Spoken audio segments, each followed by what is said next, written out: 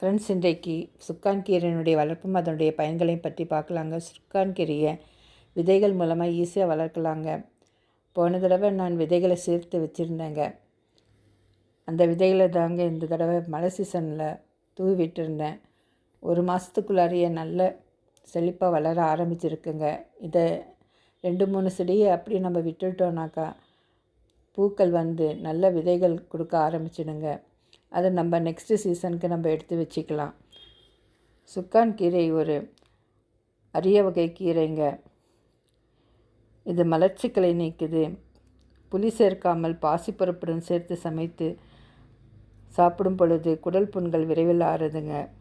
வாயு தொல்லை, நீர்க்கடுப்பு மற்றும் வாந்தி போன்ற வயிறு சார்ந்த தொல்லைகளுக்கும் இது சிறந்த மருந்தாகிறதுங்க. உடலில் உள்ள நச்சுக்களை நீக்கி இரத்தத்தை சுத்திகரிக்கிறது. வீடியோவை லைக் பண்ணுங்கள், ஷேர் பண்ணுங்கள், சப்ஸ்கிரைப் பண்ணுங்கள். Enjoy gardening.